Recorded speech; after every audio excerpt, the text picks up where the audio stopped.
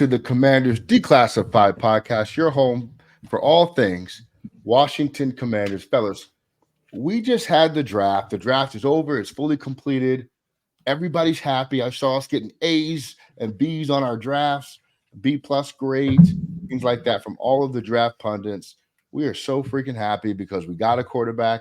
We got some depth all over the draft. I think we're excited. We're going to talk a lot about Jayden Daniels tonight and what he's going to bring to the organization from a culture perspective.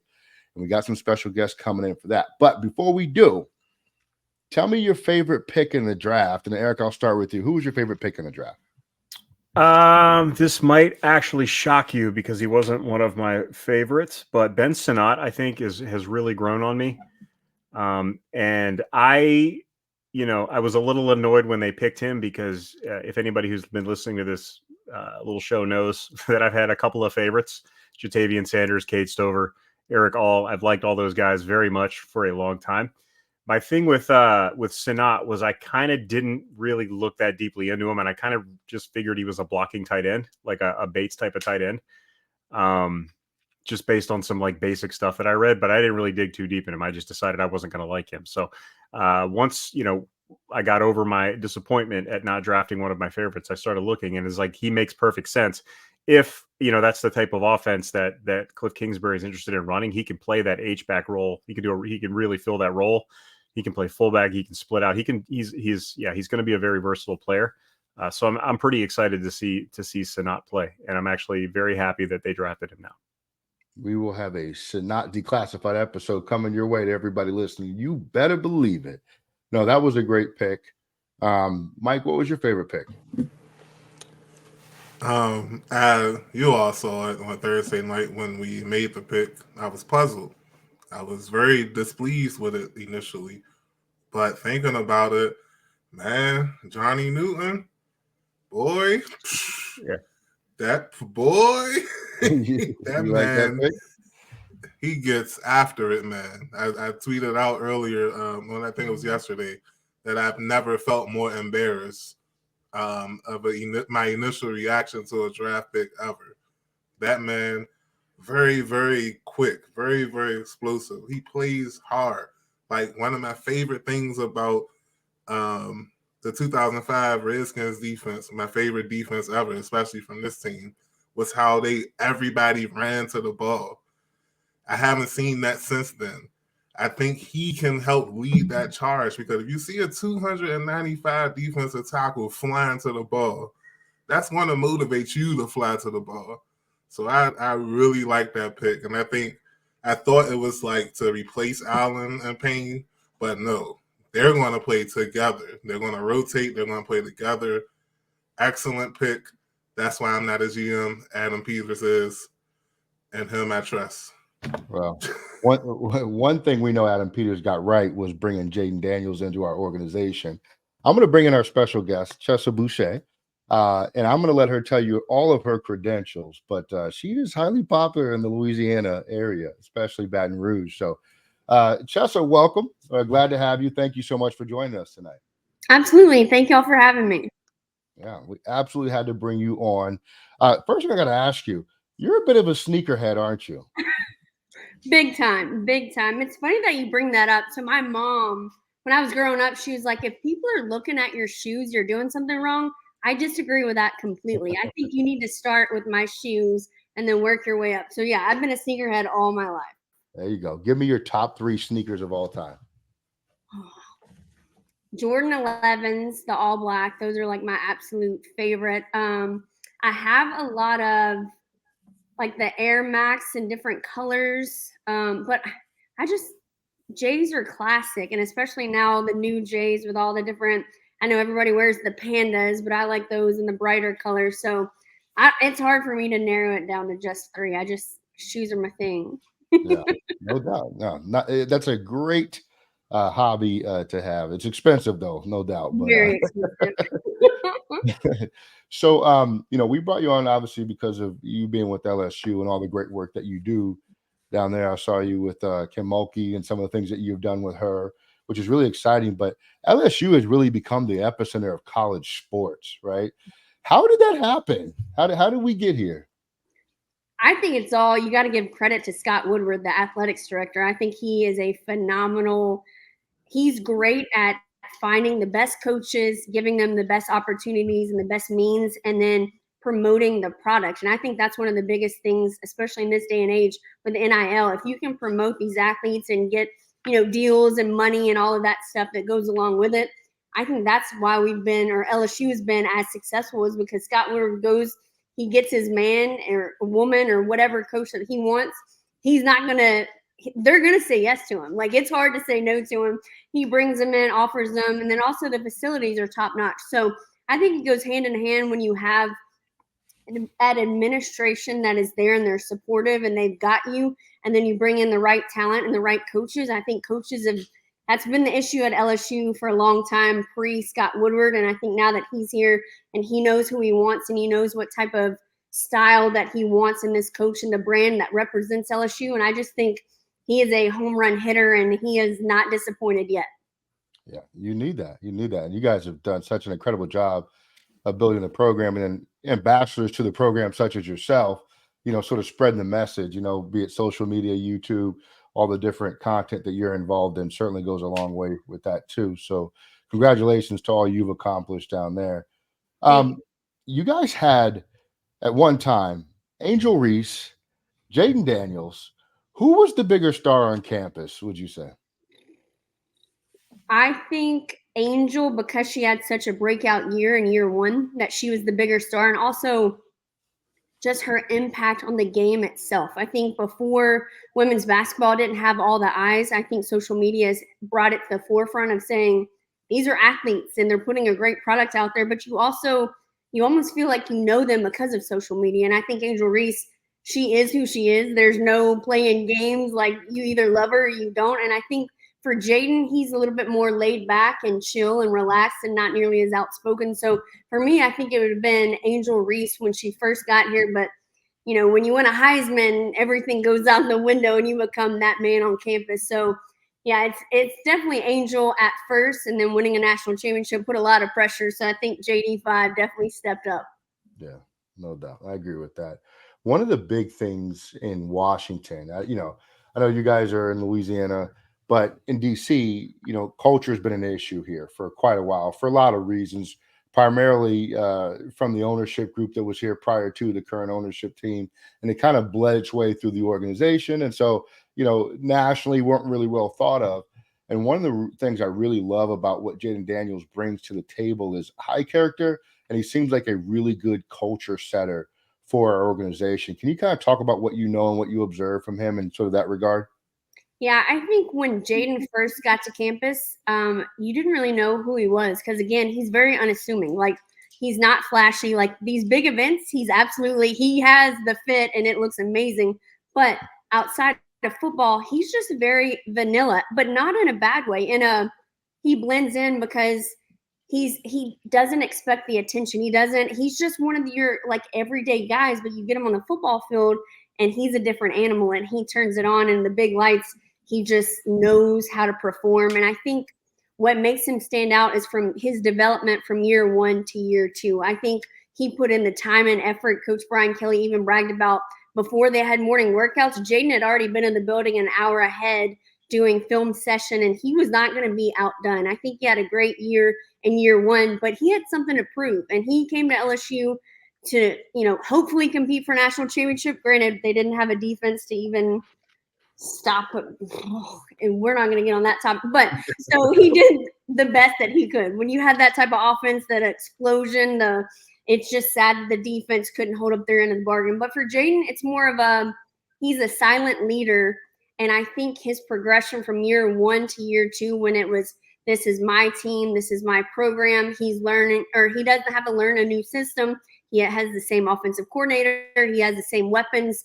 He really got comfortable and it became his team. But again, Jayden is very unassuming. He is just very chill. And I think that works well for him. There are some guys that are born leaders like Joe Burrow, who was here, and he's going to get into a fight with Patrick Queen and not back down. Jayden's not like that. I mean, Jayden will hold his own, but he's not out there boxing with some of the guys on defensive end. So I think you see the different spectrum of Joe Burrow being very vocal. Jayden is not. Jayden is even kill. Like, even if he made a mistake, which he rarely did, it didn't really faze him. And I think that really makes him stand out. And plus, his legs. Like, he's got the arm talent, but his legs, you can't teach those type of instincts. And I think overall, just he's that silent leader, and he's the kind of quarterback that you want, and the guys want to follow him because he leads by example. Oh, that's great. So That's great. what is something about Jayden that we don't know that we're going to find out in DC? What's his favorite Jordan, for example? I don't know, man. I missed the ball. I missed the ball. I should have found out about his shoe game. I will tell you, I was impressed with all of his fits. Again, when you see him on the football field, you don't really see that type of swagger that he's just going to be out there. But then you see him at the NFL draft, and he is decked out head to toe, looks phenomenal. I think his mom plays a big part in that. But I also think Jayden, he's a man of few words, but what he does say, it's important. And I think that kind of this day and age, that's not always the case. A lot of people want to tell you all about themselves and promote themselves. And I think he lets his game speak for itself. Yeah. So you'll get back to us on the Jordans. Gotcha. Yes, I will find out. So I have a question. Was there ever a time where the LSU fan base wanted, or a noticeable section of the fan base wanted to bench him for any reason? So year one, when he came in, Garrett Nussmeier had been in the system for 2 years, and everybody said, this is Garrett Nussmeier's team. Jayden Daniels, he's just a transfer. Yeah, he had been a starter, but like Nuss had been in the system. So everybody was like, Gus is the quarterback. He's like Joe Burrow. He's one of those gunslingers. He doesn't like that terminology, but they were like, this is his team. And I'll tell you, in the spring, I thought that was the case. I was not impressed with Jayden Daniels, but you have to factor in that he was new into a system that he was unfamiliar with. He didn't know Mike Denbrock, who was LSU's former offensive coordinator, who has now left. But so he's learning a new system, and rather than going out and just throwing it all over the field, he reverted back to what he knows. And so he would tuck and run. So it's one of those things of like, this guy from Arizona, like Arizona State, he doesn't really look the part. Like, I don't really know what y'all see. That was spring ball, summertime hits, come back in the fall, and then you're like, oh, that's what we're doing. So there was a huge transition from spring to fall, and it really, you could tell that he was taken over. But again, Garrett Nussmeier is a lot like Joe Burrow. He's vocal, he's in your face. Jayden's not that way. So it was one of those things of, is Brian Kelly going to go with the safe bet in Jayden Daniels because he's more experienced, because he has more snaps, because he started more? Or are you going to go with that gunslinger who hasn't really proven himself, but he looks the part? And as we saw, Jayden Daniels took over as the starting quarterback, and it was his team from jump. So what was the moment with Jayden when you just knew that he was going to become Jayden Daniels? I've been asked that a few times. To me, it was just the moment when he threw the deep ball to Brian Thomas Jr. and he made it so effortless, because that was the knock on him in year one, that he didn't have the deep ball. Well, he didn't really trust the receivers in year one. It was more of, I'll make the short throws and I'll get it done with my legs. Well, it's hard to stop somebody who's that elusive. You can't teach that. Either you got it or you don't. Johnny Manziel was very similar in the way that he moved, and you thought you had an angle on him and you couldn't bring him down. Jayden's like that, but a lot faster. So I think once he got comfortable in the system in year two, I think it was probably the Mississippi State game where they just threw it all over the field, and Jayden just looked phenomenal. I was like, oh, that's what we're doing this year. Like, okay, I see you, Jayden. So for me, it was probably the State game of just kind of the awakening of, he's got it all together this year, as opposed to last year you saw glimpses, but it was never one full game that showed off all of his ability. So besides the Florida game where he threw for 300, rushed for 200, I'm guessing that's the other game that you would think about that, okay. Yeah. Is there any other game that may come, a third game that may come to mind? I would tell you the Ole Miss game, simply because the defense gave up like over 600 total yards of offense, the worst it had ever given up in program history, and they still almost beat Ole Miss. Like, it still took a last-second touchdown that was in the hands of Chris Hilton, and he dropped it for that game, for them to lose that game, that you're like, this man is out here just slinging the rock everywhere, and he can't be stopped. If the defense could do just like make two plays, obviously that was too much to ask, but like, he had them there at the goal line. They just didn't haul it in. So for me, it was just like, man, what a waste. If they could have had an average defense, they would have had a 10-win season with not even basically blinking, and they would have had 10 wins. It was that easy for Jayden because nobody could stop them offensively. When so the Alabama game too is another one that comes to mind, and Jayden just became a national treasure after the Alabama game. And then the Heisman thing came into the picture, and you talked about Jayden being even kill. As he started to rise in that Heisman standings throughout the course of the season, did he sort of stay medium? Is sort of a DC saying, like, you know, from DC football, like throughout all that process, or did you start to see that sort of reflect upon him? And like, because the way we perceive him is, you know, his accolades are important, but the game of football is what matters to him, right? Oh, And so absolutely. did you kind of see that throughout that Heisman chase there? I don't really feel like anything off of the field really was like, oh, he's the Heisman winner. It was the play on the field that really made him stand out to me. And what was impressive to me was he was having these phenomenal games. And every time in pre-games and in warm-ups and then in post-game interviews, he would come out with his Greg Brooks t-shirt. And Greg Brooks is the safety that ended up having a brain tumor. And he always wanted to bring it back to him. And to me, that's leadership. You don't teach that. You either have it or you don't. And he always wanted to give thanks to Greg Brooks. And to me, it was just like I respect you so much more. You're not only an amazing athlete, but you keep bringing it back to Greg Brooks, because a lot of people didn't really say anything about Greg Brooks. And he was a big piece that you lost on your defense. And so for me, it just showed his character and what was important to him. And so to me, I was impressed of like, man, that's cool to have the type of game that you just had against Alabama and you're still wearing a Greg Brooks t-shirt. Like, it just showed his character and it just made me respect him more. But there was not really a transition in the sense of you could tell that he had that Heisman swagger. He was the same. He was still in warm-ups, cheesing ear to ear, and just like, and it was one of those, again, I covered Joe Burrow, and Joe Burrow was like a mean machine in warm-ups and all.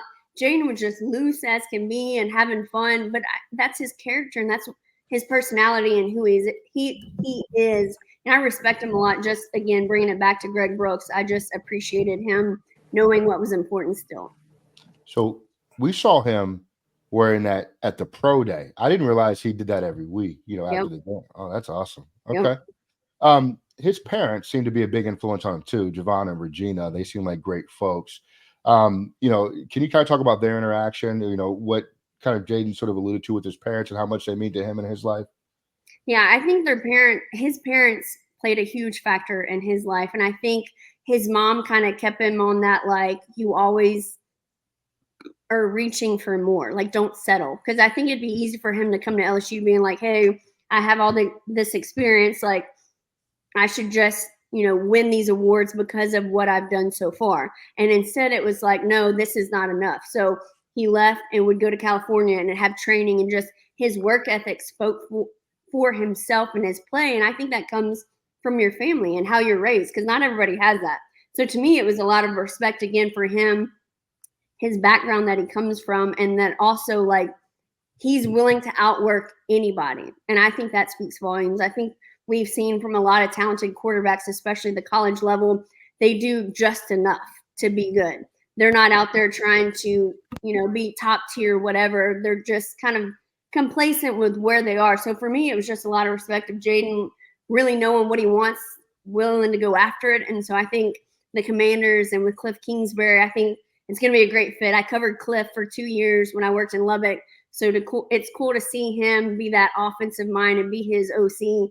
and now get another weapon in Jayden Daniels. Because let's be honest, Cliff Kingsbury is one of the best offensive minds in the games, and he knows what to do with quarterbacks. Yeah. See, and I knew you did that, and I was going to ask you about that. So I'm glad you went there with that. So you think it's a good fit with Jayden and Cliff? Yep. I do. I think it's great. I think if you look at Cliff's background and all the Heisman winners that he's coached, I mean, at Johnny Manziel, who again, I think Johnny and Jayden have a similar elusiveness when they run. I don't think, I mean, their play speaks for itself, but I don't, to me, it's when you're elusive, you're hard to bring down. There's like Joe Burrow, again, you go back, he can get the short yardage. He's not going to run a 60-yard touchdown. He's going to get tired. That's not it. Johnny Manziel was able, people were missing, making people look silly. Jayden freaking jumping over defenders. You can't teach that. It's either in you or it's not. So to me, it's one of those things that I feel like Cliff Kingsbury's like licking his lips. He's ready to go. Like, let me show y'all what I can do with this guy. So is Cliff the type of coach that you say there are things that you can't teach somebody to do? There are things that you need to teach somebody not to do, and Jayden Daniels has taken his share of hits. Is Cliff the type of coach that's going to coach that out of him? Because the best ability is availability, as we all know, and he was able to withstand those hits in college. Those guys in the NFL hit a lot harder. So is Cliff the right coach to get him out of that habit and teach him to slide and things like that? I think after one or two of those hits, he's going to be rethinking that. I know Jayden took some shots and he started to slide there, which they weren't pretty, but like you can work on that. But I definitely think Cliff's going to instill that of like, hey, my guy, you want to have a great NFL career. One, we need to put weight on you and you need to stay healthy. So yes, I think Cliff would be the guy to say, that's cool and all, but I'm going to need you to slide. It's like you said, availability is more, that's where it's at, as opposed to him being on the bench, him talking about what plays they need to run because he's hurt. Yeah, so I don't know how closely how much you know about DC sports, but Washington football in general has a long storied histories of quarterbacks who just don't know how to slide. We had RG3, we had Sam last year, we had Jason Campbell. It's like it's the most fundamental thing that I think a quarterback, one of the most, and it's just we have a long history, and I don't want to see that happen again because Jayden he's an unbelievable athlete. There's no denying that, but there's that fear that. A long-standing fear I have as a longtime fan of just like seeing my quarterback on the sideline again. So let's hope you're right about Cliff and Jayden. I think Jayden just needs to watch the Alex Smith story, and I think he'll definitely start sliding after that. Yeah, I mean that was. Yeah, tell him to take off when there's a November 18th home game. Yes, because you're not allowed to play. Yeah, Joe Theismann and Alex Smith both on November 18th. Yeah.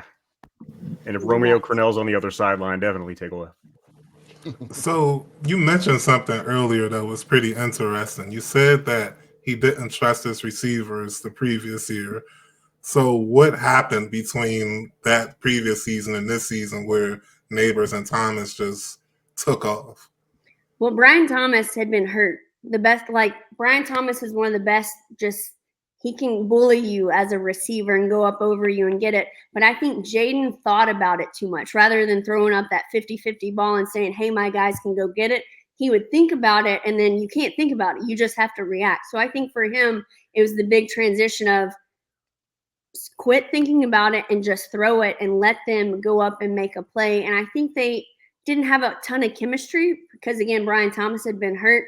I think Malik Neighbors was not the number one target because that year it was Kayshon Boutte. So it was more of he hadn't gotten a lot of reps with these guys. He didn't have that chemistry, and I think you really need chemistry with your weapons on the outside. So for me, I think it was more of them just learning each other, trusting each other. And I even saw the difference in last year's fall ball after camp because sometimes Brian Kelly will let us stay and watch the entire practice. And you would see Jayden pull Malik Neighbors to the side and they're discussing stuff. And he didn't do that the year before. So to me, I just think it was more bonding and chemistry that really set them up for success to be as successful as they were offensively this year. That's awesome. That's outstanding. We appreciate your time. I got two more for you real quick and we'll let you get out of here. Okay. Number one, just the media here in DC, it can be great. And the media in DC can be less than stellar, depending on where you sit with the media. What kind of person is Jayden in terms of dealing with the media day in and day out, including after tough losses?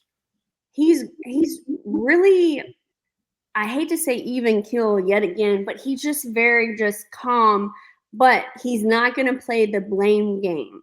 And you see that from a lot of quarterbacks who maybe don't want to take accountability, or like Jayden will put it on himself. If there's a loss and he knows that he did something wrong, or he'll take the blame and say, hey, that's on me. So I think it'll be a good fit in DC. I think he'll give great sound bites. They will be very short. You might have to butt them up together because, again, he's a man of little words, but he takes accountability and he's honest. You don't always get that from a starting quarterback, and I've seen that from day one with Jayden. So to me, it was more of I appreciated it because, again, those tough games that you lose and you don't want to talk, he's not going to be rude about it. He's going to say his piece, and then that's the end of it. So I think he'll be great. I think you'll see a little bit more growth once he gets comfortable there and he's comfortable with the media, and he knows who his guys are in the sense of his weapons, and this is his team. I think you'll see him get a little bit more comfortable, but I think maybe starting out, sorry, my dogs always try to get camera time, so I apologize. Scout, short, be quiet. But yeah, I think once he gets comfortable and like grows in that system, you'll really see him flourish, especially when you're working with the media. That's awesome. That's awesome. Thank you for your time. We want to bring you back when Jayden Daniels wins Rookie of the Year, so we can talk about that collectively. Do this for me on your way out. Okay. In 2 sentences or so, tell us who we're getting in Jayden Daniel, or what you want us to know or remember in the person that we're getting with Jayden Daniel. I think he's an incredible human being. I think he is very selfless, and I think he's very determined. He is a phenomenal athlete. Y'all have seen that on tape, just all over the field with his arm, with his legs, with everything. But nobody's going to outwork him. So I think once he gets in that system and he really learns it and feels comfortable, I think you're going to see him flourish, as long as he's got a strong offensive line, because I don't want him out there running for his life, because that has not been great for other quarterbacks from LSU like Joe Burrow going to the Bengals. But that's a different story. But yeah, I think he's a phenomenal athlete, and he's going to be a lot of fun for y'all to cover. Chessa, we thank you so much. Hopefully we can talk to you again soon. And good luck to LSU down there this year. Thank y'all so much.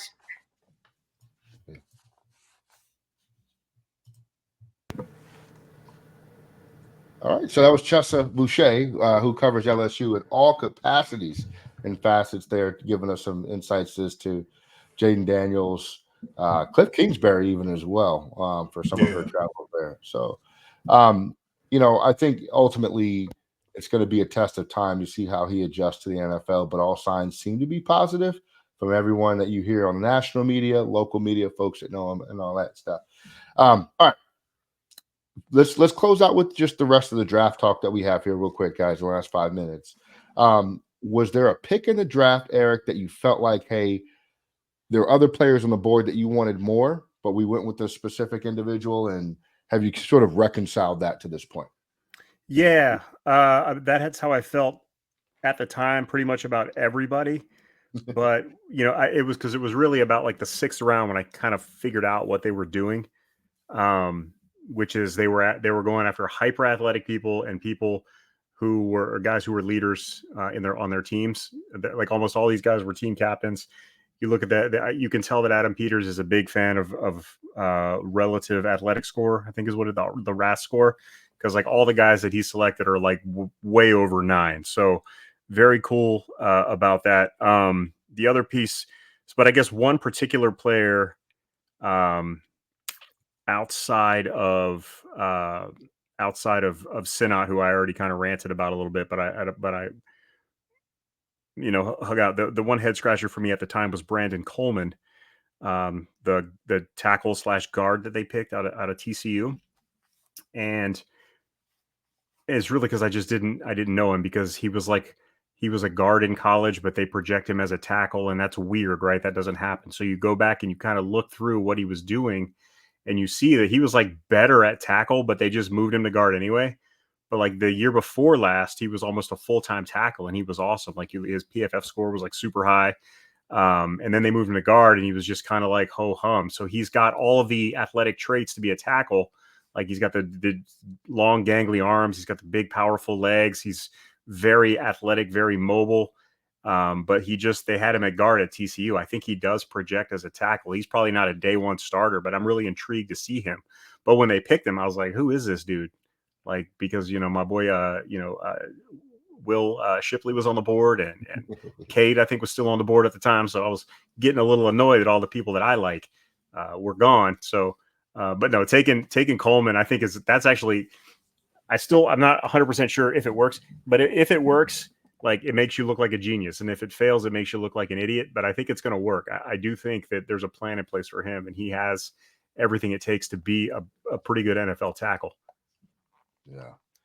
Mike, what do you think about this Luke McCaffrey pick? I don't think I know what to make of it yet, considering the needs, the different receivers that were there. I trust what Adam Peters and team are doing. I just don't know what to make of Luke McCaffrey himself as a receiver, as an athlete. What do you think, man? So I like the way Logan Paulson put it. I hate to take his word, but it was a perfect way to put it. He said that could have been the last receiver on their board that was available in the third round that they were willing to pick that high. And he backed up his take by saying that, with Luke McCaffrey, you're going to get a professional. He has the work ethic. He has the body size especially for a slot receiver, a bigger slot receiver. So he said that it was a very low risk pick. Said that McCaffrey has a high ceiling. Me personally, it's hard for me to even criticize the pick or say it was a good pick because he's still relatively new in the position. Like, did he hit his ceiling yet? Has he hit his ceiling at Rice already as a receiver? Do we have another, what's his name, Matt Jones, the receiver from that went to Jacksonville? Do we have another Matt Jones? Or can he actually produce? Like, what's the prior person that had 1,000-yard season in Cleveland before he came to DC and fizzled out? Terrell Pryor. But yeah, Terrell Pryor. I don't think McCaffrey's that person. I just feel like it's one of those, hopefully for years to come, Peters picks where it just doesn't make sense at the time, but over the years, even if that person doesn't become a superstar, they'll be a professional football player for years to come for Washington or any other team if they're not good enough to stay in Washington. So yeah, I give that pick undecided grade. Like, it's really hard I hate that you asked me about him out of all the players because I'm really like, it's hard for me to say anything about that pick, negative or positive, because it's so much unknown. I bet he's your day one kick returner, though. Bet you think so?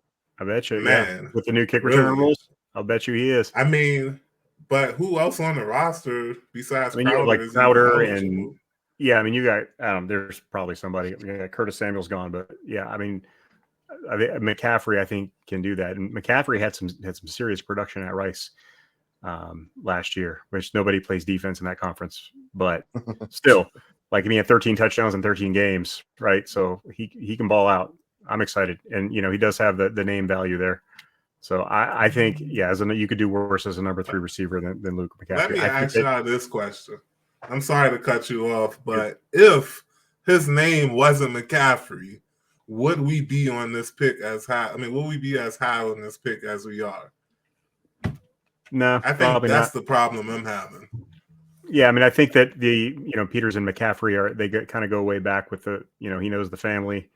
And we know that Ed McCaffrey and Christian McCaffrey are all there. So yeah, there's some credence to that. And there could very well be that he'd be a 6th rounder if that wasn't his name.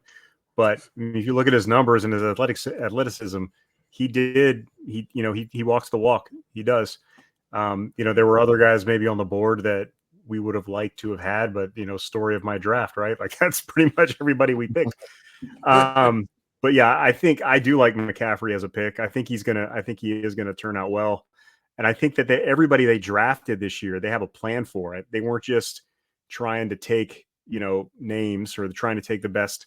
They weren't drafting for need, clearly, because they didn't take a tackle until the 3rd, 4th round almost. So I think that they put the work in. I do believe that there's a plan for everybody that they took with these picks, and I'm excited to see what it is. I kind of think like McCaffrey may fill that role that Curtis Samuel played, where he's not strictly just a slot receiver. He may play some out of the backfield too, right? Because he does have some of that experience as well. Or even that sort of like that Antonio Gibson role that we never really got Antonio Gibson to fill in this offense. That was the first thing that came to mind when they drafted him. He knows about being a running back. He played quarterback too for a long time, right? So, and he comes from Ed McCaffrey. His dad was a receiver, and Christian McCaffrey's brother was a running back. Like, I think he can do both. And I would love to see them use him in that sort of capacity, right? To like kind of be that X factor, if you will, to our offense, So that's my hope. As a pure route runner, he's good. Like it's the first thing you notice on watching him on YouTube for as fast as he gets no separation a lot of times, especially on longer developing routes. It's so weird to me, but I think it's just because he's just not that refined at the position yet. Yeah. And so over time, he will grow into that skill set. But in the meantime, I hope they find creative ways to use him and to make him effective, because he could be the player that we're talking about out of this draft class as being something really special in Washington, I bet you they have a play drawn up where he's throwing a pass too. Well, yeah. I have to. Yeah. It would He'll throw a couple passes this year. Not. Yeah. With a former quarterback, a highly touted quarterback, yeah.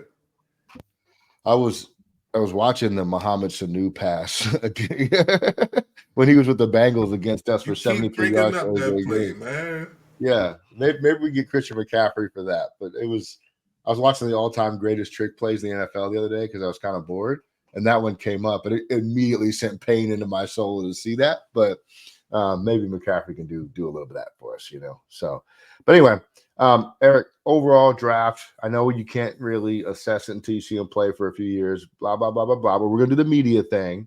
How do you think the draft shook out? If you had to assign a grade to it, what would you give? Yeah, I hate draft grades, that. But yeah, I mean, I'm happy with the draft.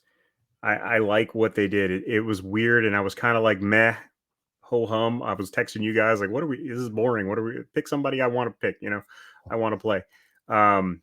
But I think the guys that they pick, like I said before, I believe that there's a plan in place for everybody they drafted. They were drafted for a reason. They weren't, the team did a good enough job in free agency for the most part that they didn't have to reach to take anybody. And would we have liked to have seen them take a tackle earlier? Sure. But, who was on the board? They took a better, like Johnny Newton was better, a million times better than any tackle that was on the board at 36. So I got no problem with that. That guy's a beast. He's going to be, if he's healthy. I mean, he's got the foot injury, but if he's healthy, he's going to be off the charts. So no issues there. And the guy that they did end up taking, I think, is a sleeper. I think he's going to do pretty well in the NFL. So I'm excited for that. So I will not give a draft grade, but I will say that I am happy with the picks, and I look forward to seeing what we're going to do with them. I stand on principle here. I can dig it, Mike. We don't go by principle here. What do you got now? What do you think about the draft? I always tell folks, when you're critiquing a draft after the draft, immediately after the draft, you can't really critique the players because we don't know how they're going to perform in the NFL. I like to critique the approach. And when you draft when you draft 6 players in the top 100 picks, and you seemingly hit on all 6 as far as like value, need, likeness, I guess, I really like that approach. And then it's not even the top 6 picks; it's the last 3 picks.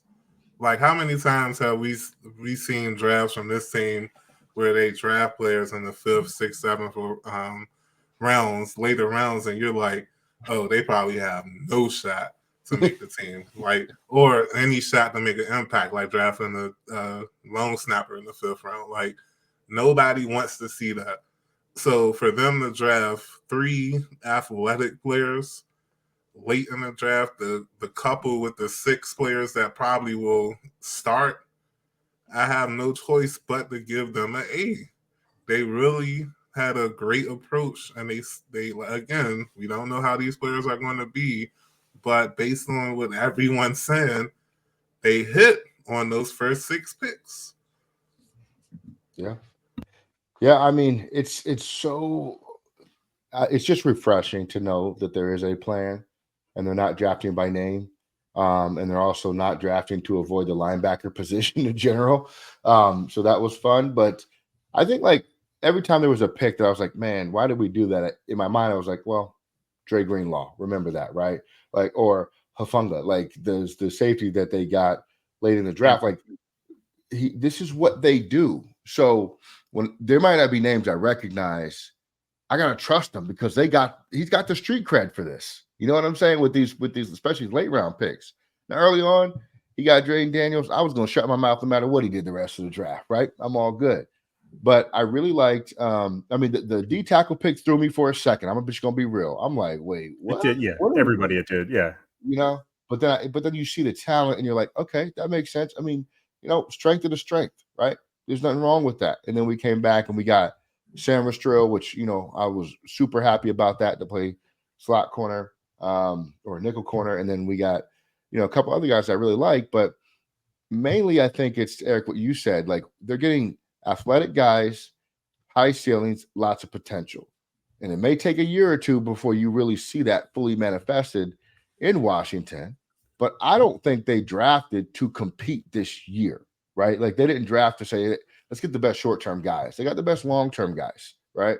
And so we're still probably another draft away from really being up there. I would probably argue with you today, you could probably write it down in pen that our first round draft pick next year is going to be a left tackle. I would almost bet you that right now, right? But that's okay if it's going to be a good draft for that. You don't have to force the issue and take a tackle at 36 just because they have a tackle in their position name, right? And so, they did try to trade back up. That's been confirmed into the first round to get a tackle. It didn't work.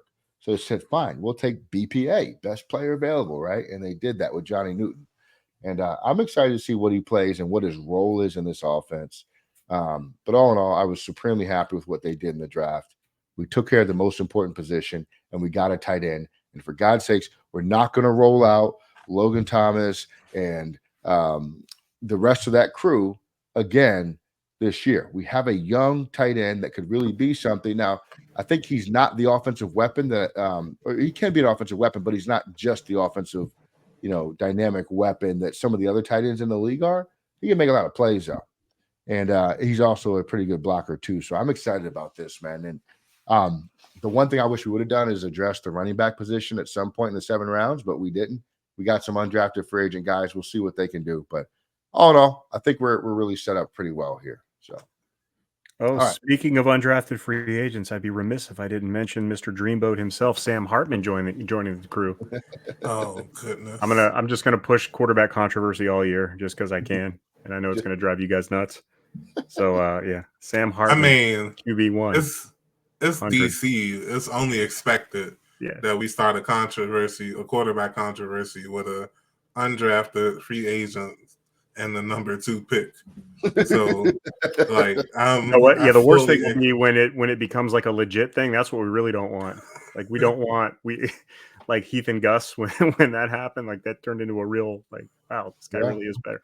I don't think that's the case. So personally, Hartman for me is his ceiling is like Taylor Heineke. That's basically what I see with Hartman. Doesn't have the best arm. He runs around and makes things happen. He's also super scatter shot and has long stretches of bad plays. But I'm pushing quarterback controversy just because I can. And until I know what Jayden's favorite Air Jordans are, I'm just going to keep going. Can't believe she slept on the Jordan 4, by the way.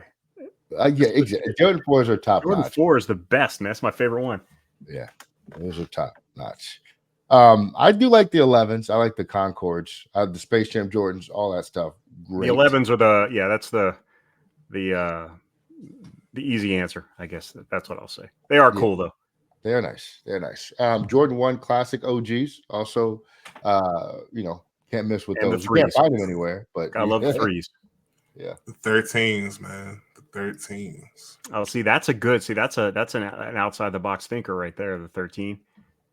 That was what, 95? Yeah, 95, 96. Yeah, something okay. like that. That was the one with the holographic 23 on the side. That's not a bad one. So here's the thing. Classic shoe. This is funny. This is a quick aside, and I'm going to completely derail the podcast, and I apologize. But when I was like in 5th grade, that was when the original Air Jordans came out. That they call them the Jordan 1s now, but they were just Air Jordans back then, right? And I was like, I want those shoes. I want those shoes. And my mom bought me these, not what I thought were like crappy knockoffs. But I go back and look at these shoes, and you can Google these yourself. They're called Pony City Wings. Look them up. Dude, they are absolute fire. And I had like insane shoe game when I was in 5th grade and didn't even appreciate it because all I wanted was Jordans. But look at those old Pony City Wings. And then like Spud Webb won the slam dunk contest wearing them. It was great. It was great stuff. So all the listeners go Google Pony City Wings, the red, black, and white ones. Going for $300. Pony made a little comeback. Yeah, I know. They're Pony like real comeback sneakerhead early. shoes. Yeah. Pony made a comeback to where? Yeah, Pony never like went away. it was like in the mid 2000s. That's what a lot of people wearing Pony. Yeah, it was. I like the logo at least. Yeah, I owe my mom an apology. Is all I'm going to say. Yeah, I'm sorry, Mom, that I doubted your shoe buying prowess in 1985. Those are crazy, man. Aren't they cool? They had the Chicago Bull colorways too. Yeah, man. Dude, like a bunch of NBA players wore them. That's wild. Yeah, they're great looking shoes. So if you want some outside the box sneakers, go get you some City Wings, and then you can shame all those Jordan 1 wearers and the Air Force One. Well, we're gonna leave it there. Thank you for everybody that's listening. Make sure you go follow Chessa on all things that she has going on all her social medias. Great guest. Thank her again, fellas. Until next time, man. Here's to the Commanders. Or what's the new slogan, guys, for the Commanders? I have no idea. Mike's on mute. He's whispering or he's memeing it. I don't know. Miming it, I guess. He turned his mic off. Yeah, we don't lip read. We'll find out the new slogan next time. I think it's Raise Hail. Right? Oh, right? Raise Hill. I forgot. Hill. I was on mute. Yeah, Raise Hill. Or anywhere, anytime, any place, anybody, or whatever. I don't know. How about the slogan should be 13 and 4? Let's do that. Let's make it happen. I'll take it. I will take it. Let's go. All right, fellas. We're out of here. Commanders Declassified. Like, comment, subscribe.